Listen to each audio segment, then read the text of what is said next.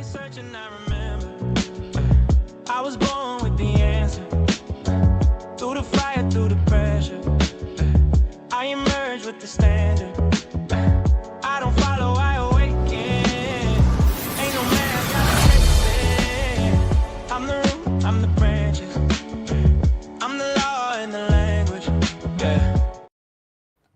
Happy Wednesday, everyone, and welcome back to another round of My Patriot Report Live. I am the bridge connecting the next generation to federal contracting. I am Rituan Hill. And with me, I have the man, the myth, the legend, Mr. Ambassador of Peace. And if you don't know who he is by now, you might want to ask Anthropic, Mr. Walter Cotton III. Mr. Cotton, how you doing this lovely Wednesday? I'm doing well.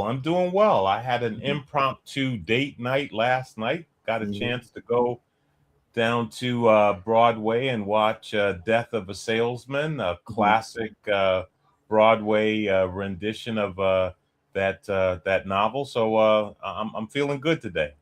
Yes, sir. Yes, sir. What's that West Side Story? That's a popular one. Have you ever seen that one? You know, I have not seen West Side Story, and my wife and I have committed ourselves to going and seeing all of the classics as we, also weave in some of the ethnic nuances. Like we saw what was that? Cedric the Entertainer is in it. Not Coltrane. At any rate, I'm a child of the 70s, charge it to the game. Yes, but we've committed ourselves to going and seeing both the ethnic plays as well as the classics. I understand that Whoopi Goldberg has a play coming out shortly called The Whoopi Monologues. And so, yes, we're going to watch the thespians in their native environment. Absolutely. Yes, sir. Now, I wanted to, dovetail into, this Capital Matters movement, because as we were talking about it, and then, I thought about it, and this is new for the audience. This is new territory for me too, so when Mr. Cotton, when you said, you take up staffer positions, the first question that popped up in my mind is, okay, what is a staffer? Is this somebody who works directly for the senator? What is it like interfacing in that system? But I think before even that standpoint, for the people who may not even or don't understand where we're coming from, this Capital Matters movement, could you just give us a high level overview of what that is for the audience that don't know? Sure. So again, a advocate and friend, Justin Brown, for the past 15 years has been driving a nonprofit effort in DC called Hill Vets. And under the Hill Vets model, Justin has been placing veterans as staffers in the offices of our congressmen and our senators. And that placement over the years gave us a relationship that allowed us to tip the balance of power, if you will, on legislation that was important to the veterans community. I had the bright idea that that influence, that capability is important today, and it needs to trickle down to the local level. And so we have created a program that we are calling Capital Matters, that will allow our veterans to become staff members, interns, influencers within the offices of their governors, within the offices of their mayors, within the offices of their state senators, their state representatives, and their local members. And we believe that that important placement will allow us to deliver the veteran voice to matters that are of importance to the communities that veterans live in. So the Capital Matters movement is simply designed to duplicate what my friend Justin Brown has created under the Hill Vets brand on a national and local level. Okay, yes, sir. Now, in our last segment, you spoke about how that you were invited in, you were in the room where they were making decisions. I don't recall the actual, was it the Job and Credits Act of 2010 where you ultimately. That was one of the many rooms that I got invited Okay. into when I was steeped in my advocacy season as chairman of the small business committee over at the American Legion, and that was a practice that I was familiar with that they appear to have abandoned during this legislative season, and that is that the members of Congress invited the interested parties in to help them shape legislation. Mm-hmm. Um, and somewhere along the line, that changed to this silo approach to legislation creation. And I'm trying to see if we can, one, confirm or disavow that that change has happened, and then two, change it back to the way it was, right? Where we were able to contribute to the development of legislation so that we didn't get, omnibus bills out of the Senate or the House that didn't directly align with the interests of the people. Case in point, the Take Care of Our Veterans Act, right? Mm-hmm. This is a $21 billion bill that is purported to cover the interest of the veteran community. We in the veteran advocacy community believe that that bill is damaging to the veteran community. We believe that it is polarizing. We believe that there are provisions in that bill that need to be considered, and therefore we cannot support the bill in its current form. And a advocacy group like the Capital Matters group would be able to cause our congressmen and our senators to recognize as that bill is moving through the process, this dog won't hunt. And so right now we're in a situation where we've got a bill sitting on the floor of the House of Representatives that is ready for approval that does not represent the will, the interest of the constituents. How is that possible? Just let me say that again. You have a $21 billion bill that has a Take Care of Our Veterans nomenclature on it that's sitting on the floor of the House of Representatives that the veteran community does not endorse in a full and deep-throated voice. How is that possible? The only way that's possible is for the Congress to be tone deaf to the interest of the veteran community. The only way that's possible is for a bill like that to have been cobbled together in the silos that didn't include veterans in the process.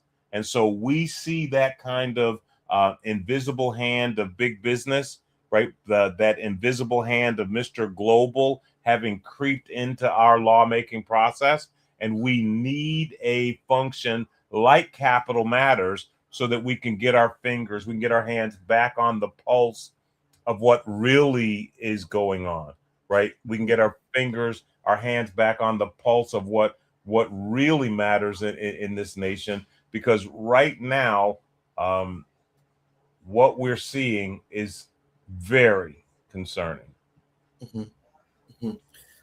Now, okay, my question was going. So, for the staffers and those intern positions, are those individuals in the process are normally inserted in the room, or do they just have an opportunity to be close by proximity and give their input? Like, what is what is the advantage, or should I say, what is the advantage for those individuals in that's taking up these positions? Is it that they get to be in the room, proximity, or they just get to be close enough to where they could say maybe we should add this for veterans?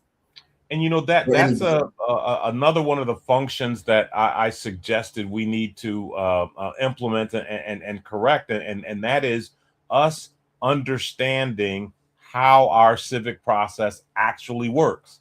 right? You know, most of us don't know how the members within the office of the congressman or the members within the office of the senators, how they actually contribute to the legislation, to the policy, to the communication that comes out of those offices. And if we understood that, we would know that those staffers in an organization, just like in a political office, right? You have power and you have authority, right?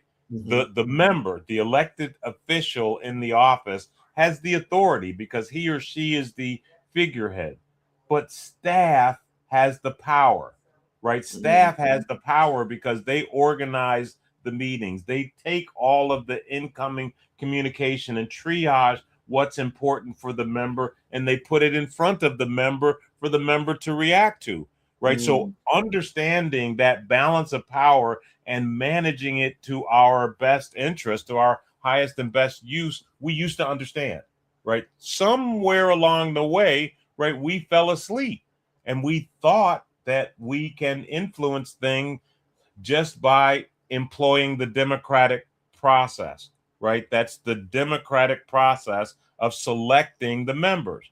Well, what has happened, we can see very clearly, right, with the voters'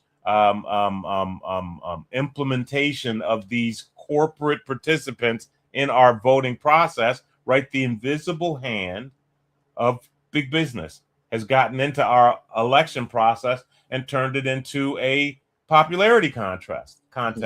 And so, you know, what yesterday effectively supported the values, the spirit and wisdom of the Constitution no longer supports it because we have a interruption that has been put into the system. I am encouraging everyone that's within the sound of my voice, and particularly those people that are within your age group, to recognize this dangerous change that has happened in our political process and get involved. Reclaim your authority. Take control of your process. You deserve the liberty that I enjoyed as a citizen of these United States. Your children deserve the same liberty that I enjoyed. And right now, there's a thief among us that is ripping the future value out of this nation. And unless your generation wakes up and takes control of the levers, it's going to be a Hunger Game kind of experience here in my nation, and I don't want to see that. Absolutely. Now, before we go into my generation, because I do have some questions on maybe some, not maybe, but some action steps that we should be taking immediately. Now, my question in regards to the Take Care Americans Veterans Act, right?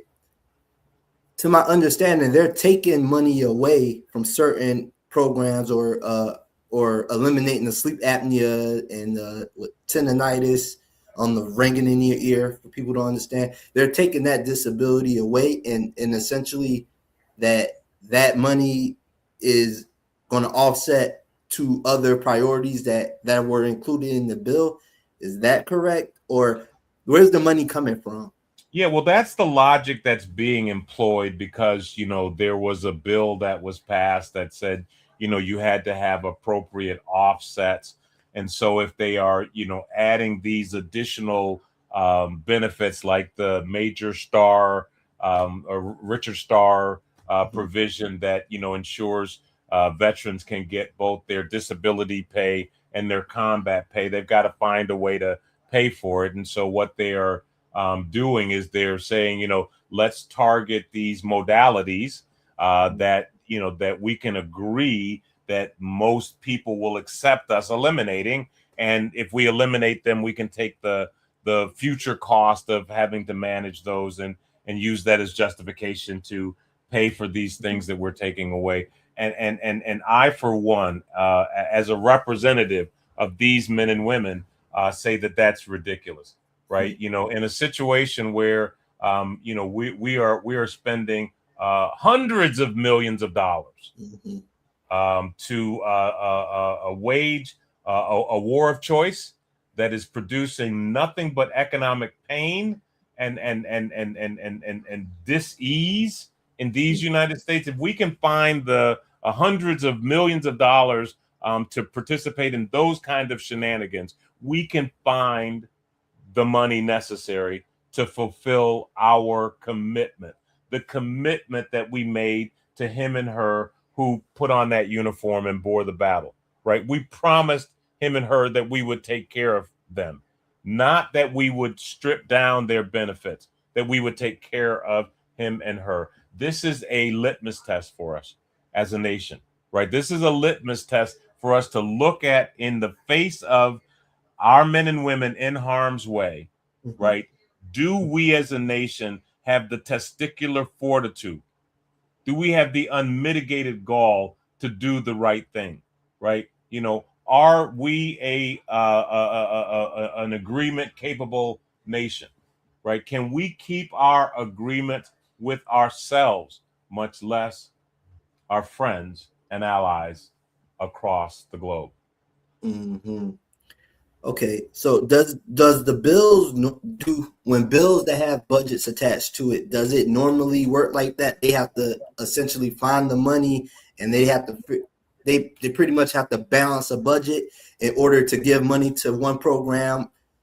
Is that how it normally works? And I asked this question because you, like you mentioned, with the geopolitical events that's going on with Iran, it seems like they just came up with the money, or is that money ultimately coming from the taxpayers, or how does that process work? Well, you know, as I understand it, and I would ask that you confirm this with your best, uh, excuse me, congressional research tool or AI at a minimum. But it's my understanding that law was passed recently that requires the agencies to offset any new program by eliminating waste but with existing budgetary confines, right? And that was a provision or effort that was put in place to try to get us as a nation to start moving towards balanced budgets, right? Because we're not going to get anywhere until we start curbing our appetite for spending, right? We need to spend within our means. And so a ruler policy was put in place. I would believe that was under, well, it doesn't matter what administration, that required agencies to offset any new programs, right, with efficiencies or the eliminations of fraud, waste, and abuse. So that is a requirement today if we're going to bring new systems online to find ways to pay for them before we bring them online. Mhm. And so ultimately, that's not to just stay on this for too long, but ultimately, before that, it was pretty much I won't say reckless spending, but they were just able to spend. Now they have this is kind of like a control mechanism to lower the U.S. Deficit, essentially, pretty much. Is that? Yeah, you know, I mean, we enjoy the exorbitant privilege of being the world's reserve currency. Mhm. And because we enjoyed that privilege for so many years, you know, our spending habits got out of control, right? Because we have the ability to print money into existence. And Mhm. so instead of being fiscally responsible with that privilege, you know, we employed a little uberish, right? You know, we Mhm. decided to go to the moon, right? You know, a Mhm. good utilization of resources and funds. And now there's talk about, you know, going to Mars. And so when you have the ability to print the money that goes into your bank account that pays for the debts that you achieve, there's something strange that happens in the psyche, and America is suffering from that. And so we woke up one day and realized that we had a ballooning deficit that just wasn't a good look in the position that we were in. And so they started putting some systems and mechanisms in place to start curbing that enthusiasm, because right now I think that our current debt is approaching $23 trillion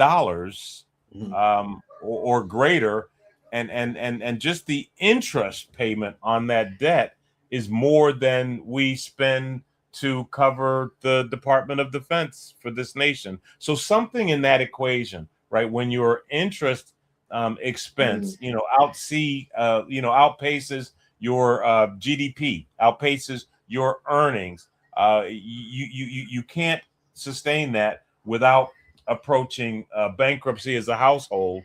And I can't imagine what would happen to the nation that manages the world's reserve currency if it were to face fiscal crises or a fiscal crisis that suggested bankruptcy.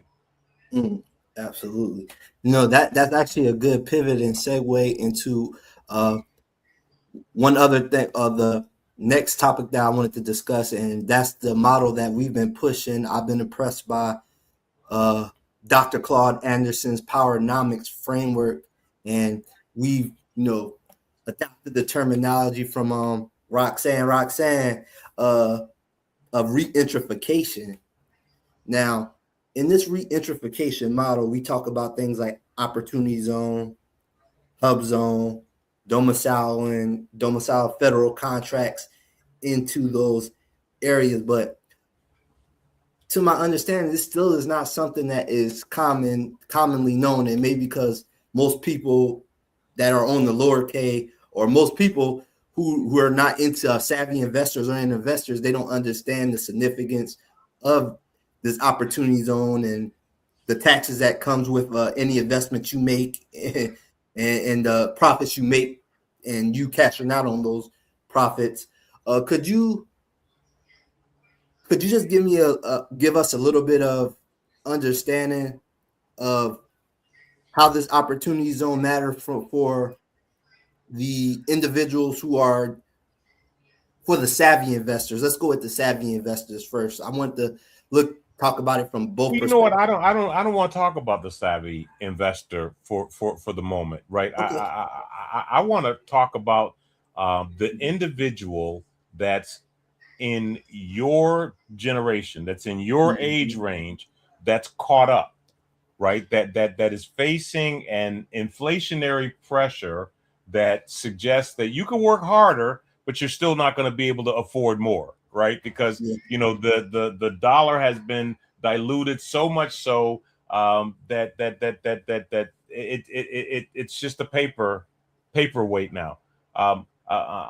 I'm trying to understand why your generation isn't waking up and taking control of the narrative and moving away from this BS idea of becoming an employee or a new generation slave. And why aren't they thinking about ownership, right? Why aren't they thinking about controlling the narrative, right? The people that are coming from my generation, we didn't do it right. I mean, I can admit that, right? I can admit that to your generation, right? We're leaving you in a less healed position than we enjoyed. And so the people that are in my generation have got to fess up, and we got to say, hey, guess what?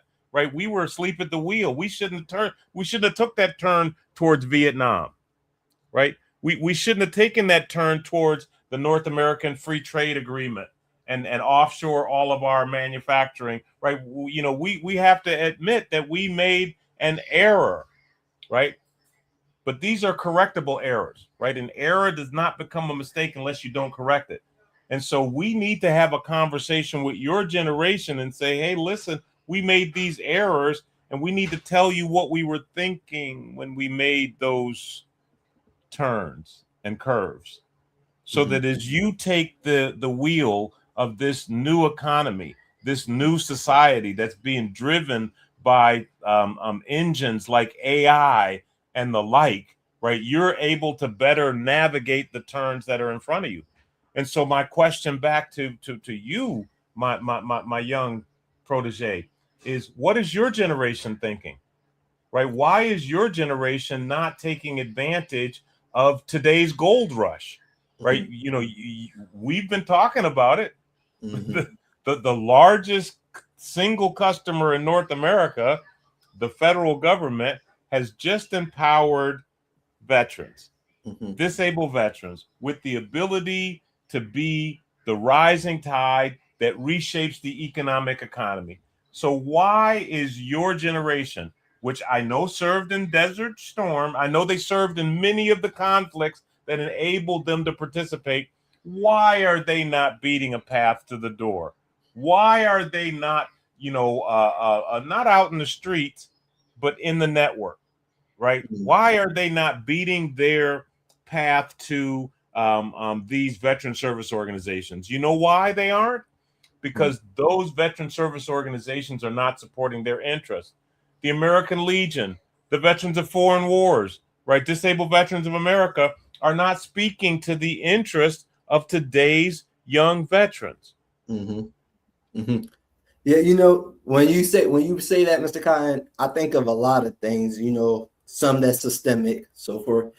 And I can't speak for everybody, but I could just look at outside of my perspective and I could see things like the advent of shorts being created, which creates that, you know, that short attention span, you know, distractions, you know, all the influencers out there, here, crypto, meme coins, stock trading, you know, and I think it leaves so much noise out there that I don't think is actually a clear direction for our generation. And it seems like it may be a lot of trial and error.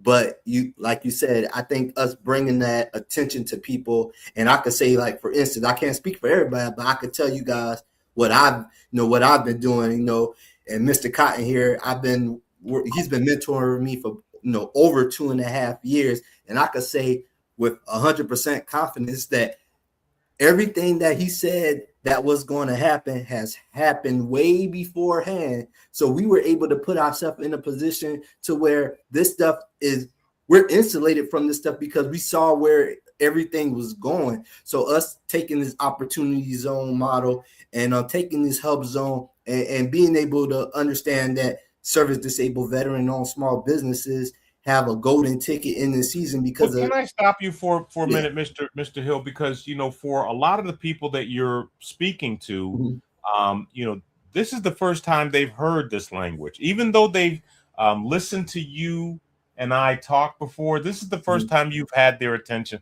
This is the first time they've heard it, right? And so this is a new language for them, right? It's like a new dialect. Parlez-vous français? Right? Como se dice italiano, right? And so we have to, I think, break this language down into bite-sized morsels that they can understand.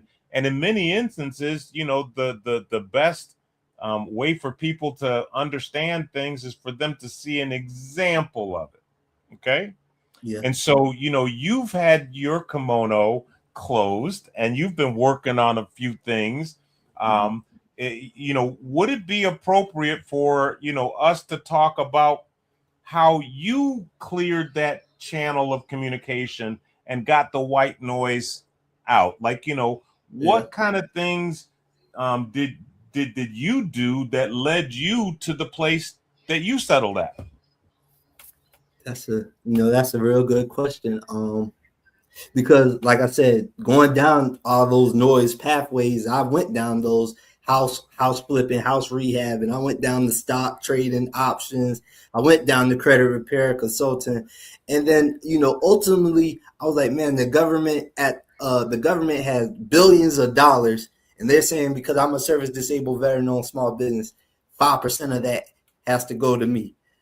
I was like, well, 5% of that couple hundred billion makes, you know, that's still a lot of money. So ultimately I looked at it as like, well, that's the best pathway for me to make a lot of money in a shorter period of time versus going down these other pathways. And ultimately I could revisit those pathways once I secure the bag. And what's the quickest and biggest bag I saw was federal contracting. I mean, So it just wait a made minute. Let me sense. make sure I understand what you said. What I think I heard you say was that you were looking at all of these today pathways to income, whether it was the TikTok influencer or the earn your leisure through stock trading, or any of these other ways that they're become an electronic store owner, right? Mhm. Where you just Yeah. drop ship, right? All of those things were coming your way, and Mhm. you attempted a couple of them. I think I heard you say, Yep. and then you recognized that you had a preference. You had a golden ticket. Explain that part of the remedy. Yeah. Yeah. Essentially, like I said, the federal government has money, billions of dollars set, and 23% of that has to go to small business. 5% of that goes to service disabled veteran-owned small businesses. I was like, even if I could get 1% of that couple hundred billion, that's still a lot of money, But So can I that, time out? Because the place that you're jumping over is that, somewhere along the line, you looked around and recognized that you had that capability, yeah, right? That you owned the preference that gave you the access to that environment. yeah, yes, sir, 100%, yeah, yeah. And what was that? I mean, what was that experience that made you realize, wait a second, I'm a disabled veteran. And so all of that stuff that they're talking about in terms of government contracting, that applies to me. Like, what was that moment Mhm. for you? Like, when did you make that connection? It actually started with that Earn Your Leisure podcast. Shakia Keegler, she was the one talking. She's the veteran as well. I believe she was like a Navy veteran. She was talking about government contracting and the fact that they had this set aside. And I was like, okay, I'm a service disabled veteran. I went to HVAC school. I went to heavy equipment school. Somewhere in the connection between my status and those trades, that I could create a business, a profitable business, and offer services to the federal government. So that ultimately how I made the connection. So somewhere along the line, you realized that your service disabled veteran status, Mhm. right, gave you access to this multiple industry opportunity, which is Mhm. doing business with the federal government, Mhm. who at that point had a 5% goal Mhm. I that think they it were might have not been meeting. 3% at the go. I think it was 3% at the time when I watched that interview, and then they increased it to 5%. Actually, Okay, so you realized that you had a golden ticket that gave Mhm. you access to a relatively virgin market, and you just needed to acquire some know-how on that. Correct? Correct. And that's how I ended up running into you. Yeah. Yes, sir. Talk about the things that happened between there, because I'm sure that there were some processes that you went through, like the um, federal government has some free training solutions. Yeah. There's a pretty broad cottage industry out there of strategies like middleman. I mean, like, how did you find your way through that maze, which is the freeware, Mhm. to our relationship? Yes, sir. So ultimately, it was me just being curious and trial and error, right? So I went through Apex Accelerator, or PTAC. I went through the Veteran Small Business Center with the VBox. I went through every single free federal government asset that they have. I went through them, and then all the information was pretty generic. Even with PTAC, they were telling me, well, you have to choose rather you want to go through if you want to be a prime contractor, or you only want to do subcontracting, or you only want to do micro purchases. He said you have to choose one, and then that's the one you have to run to ground. That was the advice that I got. And then, ultimately I went from there to, okay, I had to invest in myself. So I went to find, influencers that I saw at the time. I invested money into their course, and then that's where I heard about middleman stuff, and You just got to call them and get a quote, and then ultimately I ran into this individual who was telling me about this Mr. Randolph, who we know, and he created this micro market. And I thought at the time the best way to get my foot in the door was to go through this micro market, and then ultimately that led me to the VA Ostibu. They have these webinars, and because this gentleman introduced me to Mr. Randolph, I saw Mr. Randolph was one of the speakers, Mr. Cotton was one of the speakers, and Mr. Elmore was one of the speakers as well. And because I saw these three individuals on this VA podcast, on the VA Ostebu YouTube channel presenting, I attended, and then I heard Mr. Cotton talk about joint venturing, and at that time I was like, okay, I understand that you could team, prime, subcontract, and joint venture was another lane, but I wasn't familiar with joint venturing, how it worked. And when he spoke on it and I was looking into it, it kind of connected the dots right there. I was like, okay, joint venturing. He's talking about joint venturing. I gotta understand what this is. And then, from there, we are here. We are here. Well, I think that the "we are here" point and the miraculous nature of that, you need to explain to the audience as well, because right now, unbeknownst to the audience, you have a relationship with the top MPA in the Ability One community. You have a multinational technology corporation, and if we said their name, people would fall out of their chair. That's looking for you to be the tip of the spear as they drive a disabled veteran solution into the marketplace. And you own rack and pinion steering on a tribal asset that is equally $1 billion in size.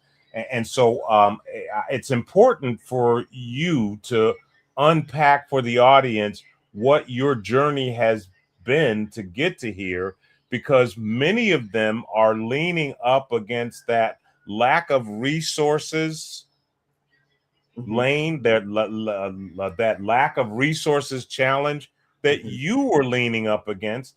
And miraculously, right, the harder you worked, right, the more this universe came to support the efforts that you were looking to pursue. And I think it's important for you to unpack your story for the audience, because there's somebody that's out there that's listening to this that's saying, I'm not Ratwan. I hear you, Mr. Hill, right? But I'm not you, right? They need to know that there was a point where you were leaning up against a gate that had a price tag that was beyond that you were aware of, beyond that you could afford, and you walked through that gate anyway. They need to understand the nuances of what it took you to become who you are today, and we should unpack that for them on the next podcast.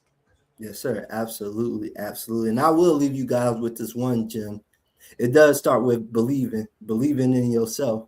That's got to be the foundation. Believing, having the audacity to know that you could do it, no matter what it is, even if it's something you never even interface or encounter. Just believing in yourself that you can do it. But I will leave you with this: that Mr. Hill and I's relationship started with him receiving a contract from me that had $150,000 price tag on it, and you need to come back so that you hear the rest of the story. Yes, sir. Yes, sir. And guys, on that note, we'll catch you back same place, same time on Friday. I am Ratwan Hill, and that is the Mr. Walter Cotton III. Until next time.